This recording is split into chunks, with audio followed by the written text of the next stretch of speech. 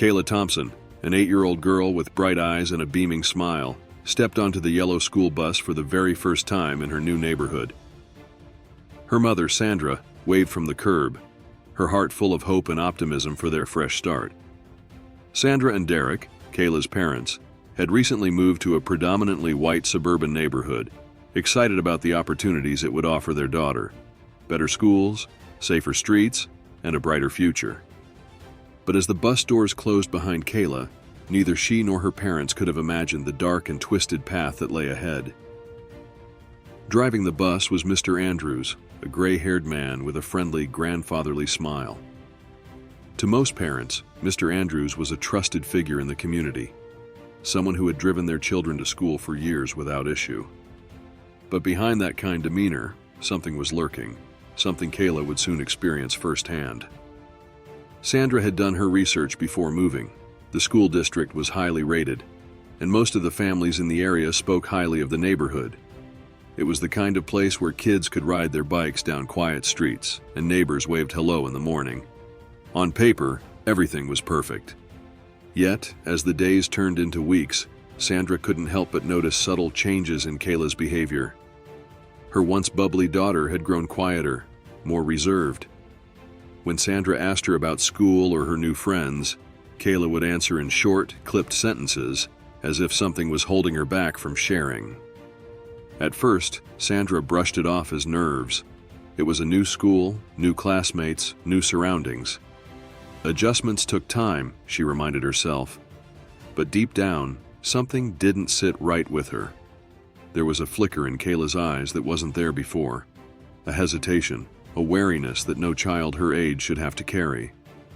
Then one evening, Kayla said something that made Sandra's heart skip a beat. They were sitting at the dinner table, eating quietly, when Kayla mumbled, "Mr. Andrews is rude." Sandra and Derek exchanged a glance. Rude? How? Sandra asked gently, trying not to alarm her daughter. Kayla shrugged, avoiding eye contact. "I don't know. He just is." It seemed like such a small comment, but to Sandra, it was a red flag. Something about the way Kayla said it made Sandra's skin prickle with unease. Her daughter had never been one to complain, especially not about adults. And though Derek was quick to brush it off, saying it was probably nothing, Sandra couldn't shake the feeling that something wasn't right. That maybe this move, this school bus ride, wasn't as safe as it seemed. The days turned into weeks, and while Kayla continued to ride the bus each morning, Sandra's unease only grew. Derek was busy with his new job, and although he noticed his wife's concern, he often reassured her, saying Kayla just needed time to adjust. But Sandra wasn't convinced. Each day, when Kayla got home from school, Sandra would try to engage her in conversation. "How was school today?" she would ask, hoping for more than just a simple response. At first, Kayla would offer a few words, talking about her classes, her teachers, or what she had for lunch. But soon, her answers became brief, almost mechanical. "It was fine," she'd say, barely looking up. One afternoon, after Kayla came home, Sandra couldn't help but notice the way her daughter's shoulders seemed to slump as she got off the bus. The usual bounce in her step was gone, replaced by a tired shuffle. Sandra greeted her with a hug, but Kayla just gave a weak smile and headed upstairs to her room. It was subtle, but as a mother, Sandra knew these changes meant something more. Kayla was no longer her talkative, curious self. She had become more withdrawn, quieter, and seemed reluctant to talk about her day. Sandra tried to brush it off. Maybe it's just nerves, she told herself. Moving to a new school in a new neighborhood was bound to be overwhelming for a young girl, especially since they were the only black family in the area. Perhaps Kayla was just feeling out of place. But one evening, as the family sat down to dinner, Kayla mentioned something that made Sandra's heart skip a beat. "I don't like Mr. Andrews," Kayla said suddenly, her voice quiet. Sandra paused, her fork midway to her mouth. "What do you mean, sweetheart?" Kayla shrugged, pushing a piece of broccoli around her plate. "He's just mean. He says things." Derek, sitting across from them, glanced up from his plate. "What kind of things?" he asked, his brow furrowing. Kayla hesitated, her eyes darting between her parents. Just stuff. He talks about people. I don't think he likes me. Sandra felt a knot form in her stomach. This wasn't the first time Kayla had mentioned Mr. Andrews, but it was the first time she'd said anything about him not liking her. Sandra and Derek exchanged a look, both of them silently agreeing not to push too hard just yet. Well, if he ever says anything that makes you uncomfortable, you tell us, okay? Sandra said, trying to keep her voice calm. Kayla nodded but didn't say anything else. That night, after Kayla had gone to bed, Sandra brought it up again with Derek. "Do you think we should be worried?" she asked as they sat together on the couch. Derek sighed, leaning back against the cushions. "I don't know. I mean, it's probably just a grumpy old man, right? You know how kids can be.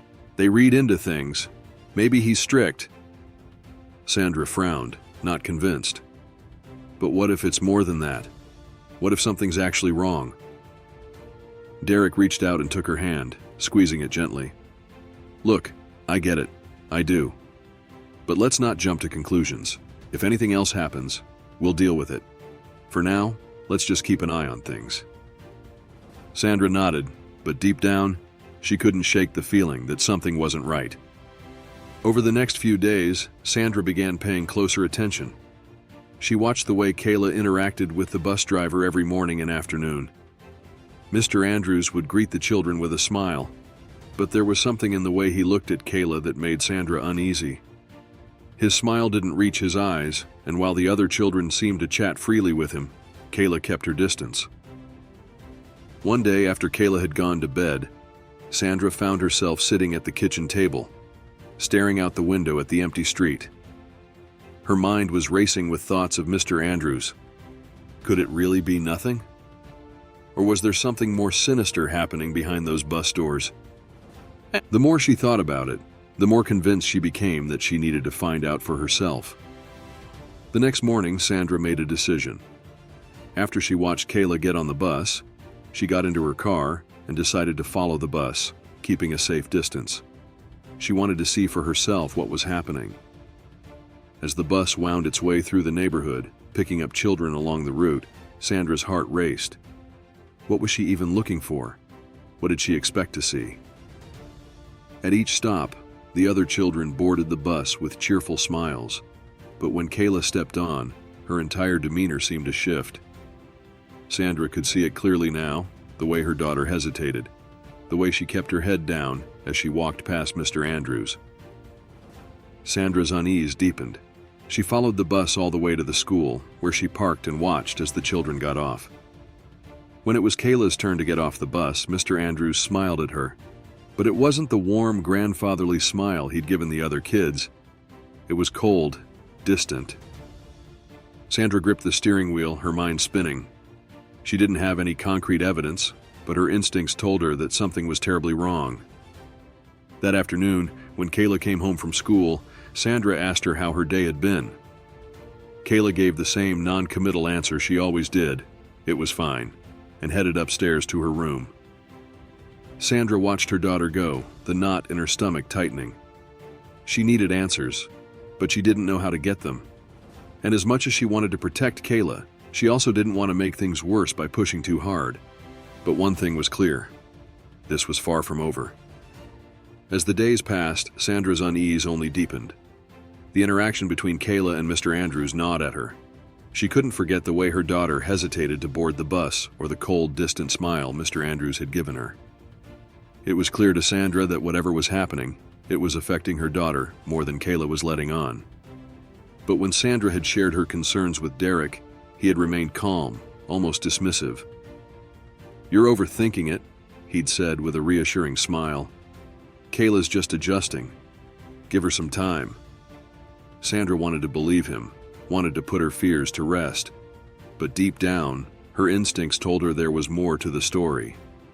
Something was wrong, and if no one else would take it seriously, she would have to investigate on her own. One morning, after Kayla had boarded the bus and disappeared down the street, Sandra grabbed her car keys, her heart racing. She couldn't shake the feeling that today she might discover the truth. She got into her car and followed the bus, keeping a safe distance so that she wouldn't be seen.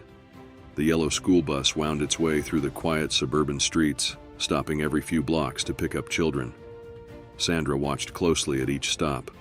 The other kids bounded onto the bus with smiles, excited to greet their friends.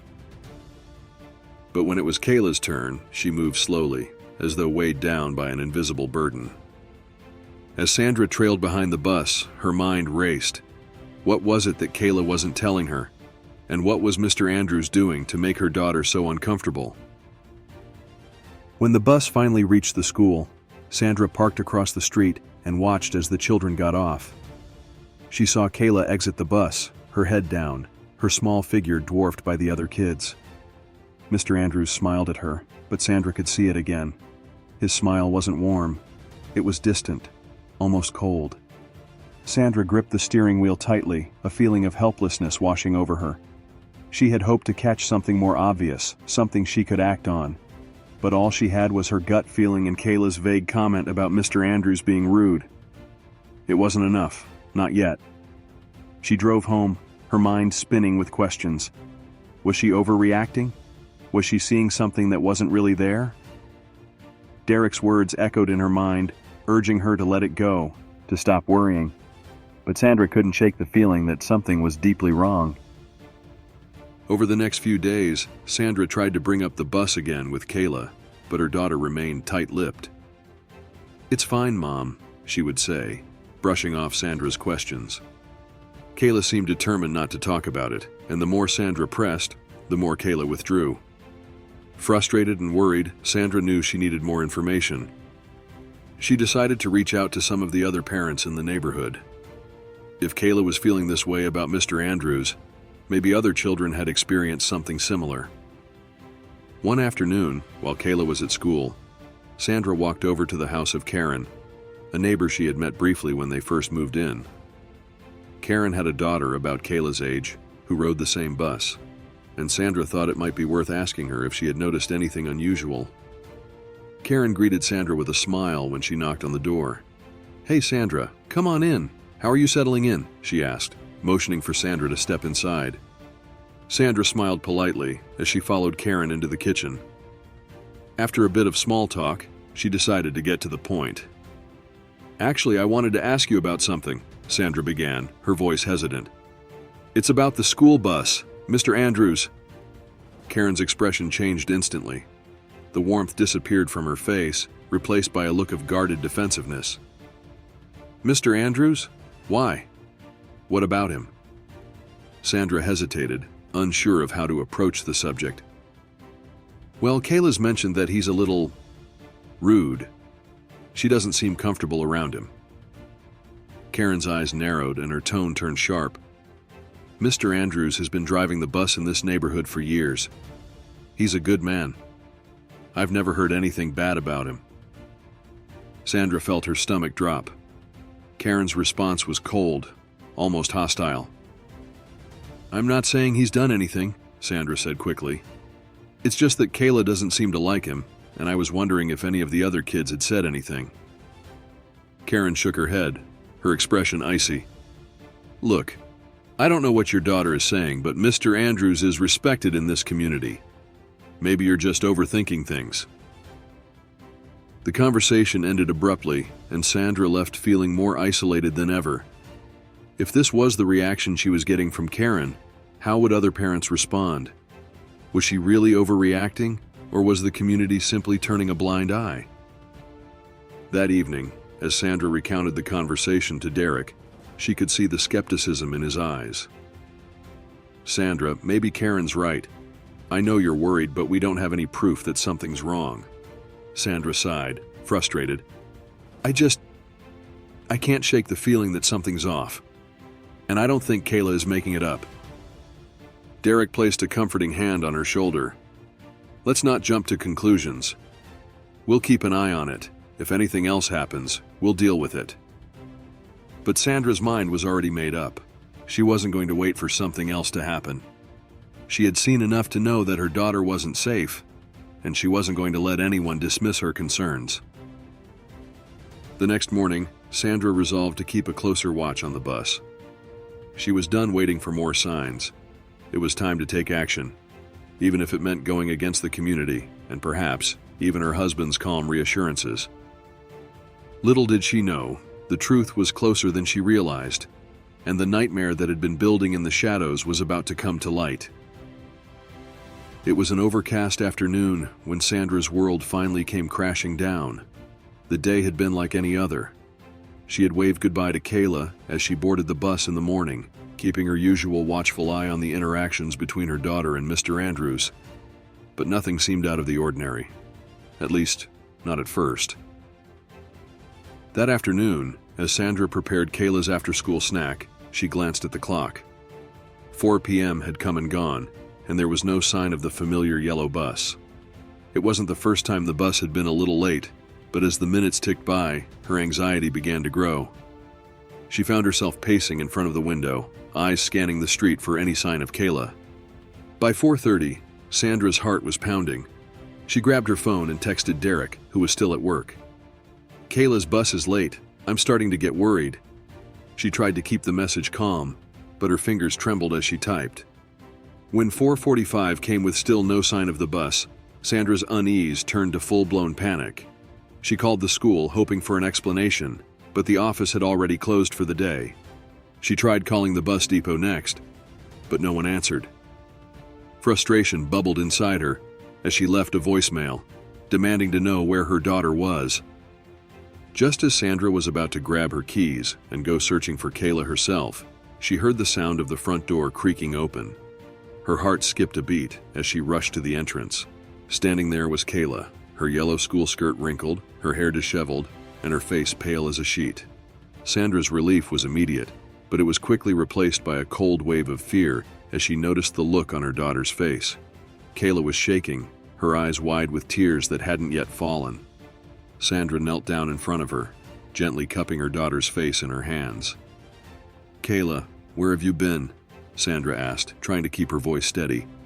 "I was so worried." Kayla didn't answer right away. She just stared at her mother, her lower lip trembling. Then, in a voice so small and shaky it almost broke Sandra's heart, she whispered, "The bus driver. He did it again." Sandra froze. The words hung in the air like a dark cloud, heavy and oppressive. "What do you mean, baby?" she asked softly, her heart hammering in her chest. "What did Mr. Andrews do?" Kayla took a deep breath, her hands shaking as she clutched the straps of her backpack. "He left me. Again. He made me get off the bus. In the middle of nowhere. I didn't know how to get home." Sandra's blood ran cold. She felt the world tilt beneath her, the edges of her vision blurring as the full weight of Kayla's words hit her.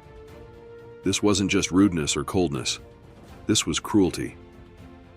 Kayla's voice wavered as she continued, her tears finally spilling over. He said I don't belong here. That kids like me don't deserve to ride his bus. He said if I told anyone, he'd make sure we had to leave, and no one would believe me." Sandra pulled Kayla into a tight embrace, her own tears mingling with her daughter's. She could barely breathe as a mixture of rage, sorrow, and guilt swirled inside her. How had she not seen this? How had her daughter been dealing with this for weeks, maybe longer, and she hadn't known? Just then, Derek walked through the door, his face etched with concern. He took one look at the scene before him, Sandra holding a sobbing Kayla, and immediately dropped his things, rushing over to them. "What happened?" Derek asked, his voice tight with worry. Sandra, still cradling Kayla, looked up at him, her voice choked with emotion. "It's Mr. Andrews," she said, her throat tight. He's been tormenting her. He left her on the side of the road today. She had to walk home by herself." Derek's face darkened, and his hands clenched into fists. "He did what?" His voice was low, barely controlled. Kayla sniffed, wiping her tears with the back of her hand. "He doesn't like me, Daddy," she whispered. "He said I don't belong here because of my skin." Derek's rage was palpable, his entire body tense as he stood up, pacing the room like a caged animal. "We're calling the police," he said, his voice hard.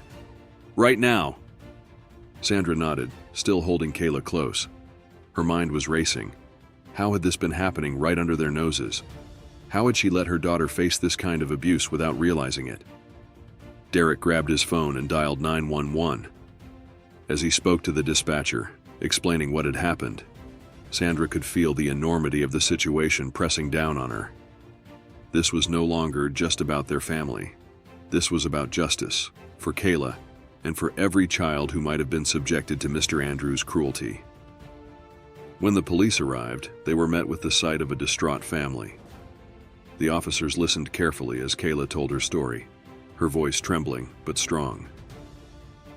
She recounted the things Mr. Andrews had said to her, the way he would make her sit at the back of the bus, away from the other kids, and how he had left her on the side of the road not once, but twice. One of the officers, a woman with kind eyes, knelt down to Kayla's level. "You did the right thing by telling your parents," she said gently. "We're going to make sure this never happens again." After taking their statements, the police assured Sandra and Derek that they would open an investigation.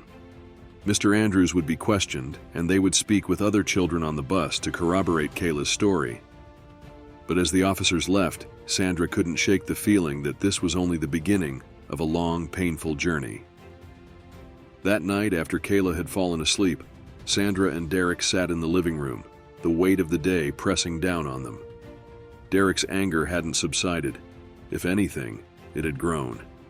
He paced back and forth, his fists clenched, muttering under his breath about what he would do if he saw Mr. Andrews again. But Sandra? Sandra felt numb. She replayed the last few weeks over and over in her mind, wondering how she had missed the signs. She had known something was wrong, but she hadn't acted quickly enough. Now, her daughter had been hurt, and the guilt was crushing. "We should have done something sooner," Sandra whispered, her voice cracking. "We should have protected her." Derek stopped pacing and sat beside her, his arm around her shoulders. "We're doing something now," he said quietly. "And we're going to make sure that man pays for what he did to our daughter." Sandra nodded, leaning into Derek's embrace. She knew he was right. They were taking action now. But it didn't ease the ache in her heart. They had lost something. Something that would be hard, if not impossible, to get back. As they sat together in the dark, Sandra made a silent vow. She would never let anyone hurt her daughter again. Not like this. Not ever. The morning after Kayla's revelation, Sandra and Derek woke up to a sense of dread that settled deep in their bones. The house was quiet, but the tension was palpable. They had barely slept, their minds swirling with anger, guilt, and the overwhelming need to protect their daughter. While Sandra got Kayla ready for school, Derek paced the living room, waiting for the police to call back with an update. The officers had promised they would begin their investigation immediately, but Derek couldn't shake the fear that their concerns would be dismissed, that Mr. Andrews would deny everything, and Kayla's voice wouldn't be enough. Sandra too felt the weight of the unknown. As she helped Kayla put on her shoes, she forced a smile. "Are you ready for school, sweetheart?" Kayla hesitated, her small face filled with uncertainty. "Do I have to go today, Mom?" she asked softly, her voice wavering. Sandra knelt down and pulled her daughter into a gentle embrace.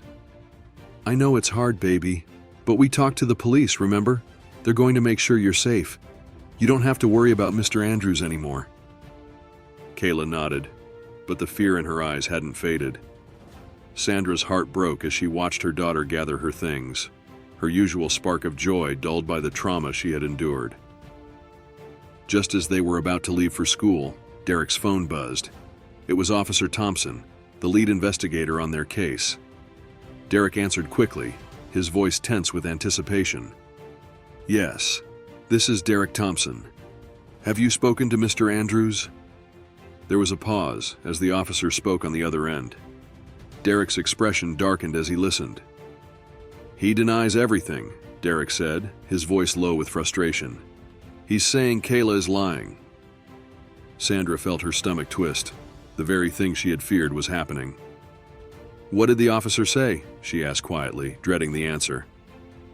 "They're going to talk to the other kids on the bus, see if anyone else can back up her story," Derek replied, running a hand over his face in frustration. "But without any witnesses, it's just our word against his." Sandra clenched her fists, anger bubbling beneath the surface. How could Mr. Andrews get away with this? How could he deny the pain he had caused their daughter? After dropping Kayla off at school, Sandra and Derek returned home, their minds heavy with uncertainty. Sandra couldn't help but think back to her encounter with Karen. How quick she had been to defend Mr. Andrews. How quickly she had dismissed Sandra's concerns. Was that the prevailing attitude in this neighborhood? That people like them didn't belong and that their voices didn't matter? But Sandra wasn't ready to give up. She couldn't stand by and let this happen. Not to her daughter, and not to any other child who might be suffering in silence. That afternoon, Sandra made a decision. She would go to the other parents herself. If the police couldn't find witnesses, then she would. She needed someone, anyone, to back up Kayla's story. The thought of confronting the community made her nervous, but she knew she couldn't let fear stop her. Her first stop was the home of the Jackson family, one of the few other black families in the neighborhood. Their daughter, Naomi, was Kayla's age and also rode the bus. Sandra hoped that, as a fellow mother, Naomi's mom might have noticed something. When Sandra knocked on the door, Mrs. Jackson answered, her expression wary but polite. "Sandra, right? Is everything okay?" Sandra took a deep breath, forcing herself to stay calm. "I was wondering if we could talk. It's about the school bus. About Mr. Andrews." Mrs. Jackson's expression tightened, and for a moment, Sandra feared she would react the same way Karen had. But instead, Mrs. Jackson opened the door wider, inviting Sandra in. "I've been meaning to talk to you," Mrs. Jackson said quietly as they sat down at the kitchen table. "Naomi mentioned something the other day, something about Mr. Andrews." Sandra's heart leaped. "What did she say?" Mrs. Jackson sighed, looking down at her hands. "Naomi told me that Mr. Andrews has been making comments, ugly, racist comments. She didn't want to tell me at first because she was scared, but after what you just said, I think it's time to speak up." Tears welled up in Sandra's eyes. Finally, someone believed them. "Thank you," she whispered. "I can't tell you how much this means to us." That evening, Mrs. Jackson and her husband came over to the Thompsons' house, and together, they called the police to add Naomi's statement to the investigation. It was a small step, but it was the breakthrough they had been praying for. The next few days were a whirlwind of emotions. More parents began coming forward, each sharing their own stories of discomfort and unease about Mr. Andrews. It wasn't long before the investigation widened, and Mr. Andrews' long-standing reputation as a trusted bus driver started to unravel. But as the investigation moved forward, Sandra and Derek realized that the battle was far from over. Mr. Andrews had friends in the community, people who were quick to defend him and discredit the claims of the families who had come forward. Rumors spread, and soon the Thompsons found themselves at the center of a community divided. Some neighbors, like Karen, openly supported Mr. Andrews, insisting that he was a good man who would never harm a child. Others, like the Jacksons, stood with Sandra and Derek, demanding justice for the children who had been hurt by his actions. One afternoon, as Sandra walked Kayla home from school, she noticed a group of parents gathered at the park, their voices low but angry. As she passed by, she caught snippets of their conversation. "They're just causing trouble," one mother muttered. "Why did they even move here if they're going to stir up all this drama?" Sandra's heart sank, but she refused to let their words affect her. She had come to this neighborhood for her daughter's future, for the opportunities it promised, and she wasn't about to let anyone take that away from her. Back at home, Derek was on the phone with Officer Thompson again. "The case is building," he said, his voice steadier now. "With Naomi's statement and a few other parents backing up Kayla's story, they're moving forward, but it's still going to take time." Sandra nodded, grateful for the progress, but still anxious. Do you think Mr. Andrews will be arrested? Derek shrugged. It's hard to say, but they're taking it seriously now. That's all we can ask for. That evening, Sandra sat down with Kayla, wanting to check in with her daughter. The last few days had been overwhelming for all of them, but especially for Kayla. Hey, sweetheart, Sandra said gently, sitting beside Kayla on her bed. How are you feeling? Kayla shrugged, her eyes downcast. Tired. Sandra smiled softly, brushing a strand of hair from Kayla's face. I know, baby, but I'm so proud of you for telling the truth. You're so brave. Kayla looked up, her eyes filled with uncertainty. Do you think it's really over, Mom? Do you think he'll stop? Sandra's heart ached at the fear in her daughter's voice. Yes, baby, it's going to be over soon. We're going to make sure of it. But deep down, Sandra knew that even if Mr. Andrews was held accountable, the damage he had caused would take much longer to heal. As the investigation continued and the community remained divided, Sandra held on to the hope that they were doing the right thing, that by standing up they were not only protecting Kayla, but every child who might be vulnerable to someone like Mr. Andrews. Little did Sandra know the hardest part of their fight was yet to come. As the days turned into weeks, the investigation into Mr. Andrews' actions moved forward, but the fight for justice was far from over. The police had gathered enough statements from other children and parents to build a case against him, but it was clear that this wasn't just about one man. What had started as an isolated incident had become a much larger conversation, one that touched on the deep-seated issues of racism, prejudice, and power dynamics in their community. For Sandra and Derek, the emotional toll was heavy. They had become the faces of a growing movement to hold Mr. Andrews accountable, but with that came scrutiny, backlash, and sometimes outright hostility from people they had once considered neighbors. One afternoon, Sandra received a letter in the mail. It wasn't signed, but the message was clear. Stop causing trouble. You're making things worse for everyone. The words were scrawled in thick, angry handwriting, and as Sandra read them, her hands trembled. She had expected resistance, but seeing it spelled out so plainly hit her hard. She showed the letter to Derek that evening, her voice shaking with frustration. Why do they hate us for standing up for our daughter? Derek sighed, rubbing his temples. They don't hate us, Sandra. They hate what we represent, change, accountability, and they're afraid of what that means for them. Sandra nodded, but the weight of it all was crushing. Every step they took forward seemed to come with a new obstacle, a new challenge. But no matter how tired or discouraged they felt, they refused to give up. The legal process moved slowly. Mr. Andrews had been suspended from his position, but no official charges had been filed yet. The district held a meeting to address the growing concerns of the parents, and it quickly became a battleground of opinions. Sandra and Derek attended, sitting quietly in the back at first, watching as tempers flared and voices rose. One parent stood up, his voice loud and angry. This is all a witch hunt. Mr. Andrews has been driving our kids for years without a problem. Why are we ruining his life over a few baseless accusations? Sandra could feel her blood boiling as she listened. She had stayed quiet for too long, and now it was time to speak. She stood up, her heart pounding, but her voice steady. These aren't baseless accusations, Sandra said, her voice cutting through the noise. My daughter is not a liar, and neither are the other children who've come forward. Mr. Andrews abused his power, and it's time we face that. The room fell silent as Sandra spoke. She could feel the weight of everyone's eyes on her, but she didn't waver. This isn't just about one man. It's about what kind of community we want to be. Do we want to be the kind of place that sweeps things under the rug because it's easier? Or do we want to stand up for what's right, even when it's hard?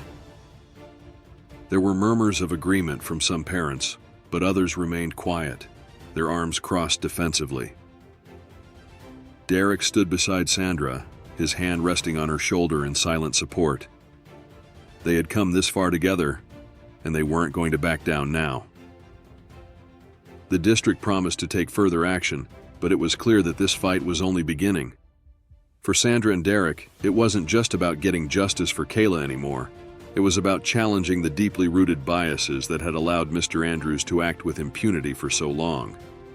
As the meeting ended, Sandra felt a mix of exhaustion and resolve. They had stood their ground, but the road ahead was still uncertain. That evening, as they sat at the kitchen table, Derek took Sandra's hand. "No matter what happens next, we did the right thing," he said quietly. "We stood up for our daughter, and we made sure people knew the truth." Sandra nodded, squeezing his hand tightly. "I just hope it's enough." But deep down, they both knew that the fight for justice was never easy. It was long, messy, and filled with moments of doubt. But for Kayla, for Naomi, and for every child who had ever felt silenced or scared, they would continue to fight. And they wouldn't stop until the truth was heard, loud and clear. After months of turmoil, the day finally came. Mr. Andrews had been officially charged, and the trial had taken place. It was a long, emotional process, with parents, teachers, and children testifying about the actions that had shaken their quiet community. Kayla, too, had been brave enough to take the stand, her small voice carrying the weight of a truth that no one could deny. The verdict came as a relief. Mr. Andrews was found guilty, not just of mistreating Kayla, but of a pattern of behavior that had gone unchecked for far too long. He was sentenced, and the community finally began to come to terms with the darkness that had been lurking in their midst. But for Sandra, Derek, and Kayla, the journey didn't end there. The scars that Mr. Andrews had left behind would take time to heal. Kayla started seeing a therapist, and slowly but surely, the vibrant, confident little girl that Sandra had known began to reemerge. One afternoon, as Sandra watched Kayla play in the park, she felt a sense of cautious hope. The community had made changes, new policies were in place to protect children, and the district had introduced diversity and inclusion programs to educate both students and staff. It was a small step, but it was progress.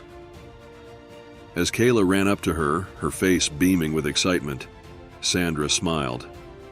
"Mom, can I go on the swings?" she asked, her eyes bright. "Of course, baby," Sandra replied, her heart swelling with pride. They had been through so much, but they had come out the other side stronger. As Kayla played, Sandra reflected on the fight they had endured. It hadn't been easy, and there were moments when she thought they might not win. But in standing up, they had not only protected their daughter, but had helped create a safer, more inclusive community. The work wasn't over, but for now, in this quiet moment, Sandra allowed herself to feel hopeful. They had fought for Kayla's future, and they had won.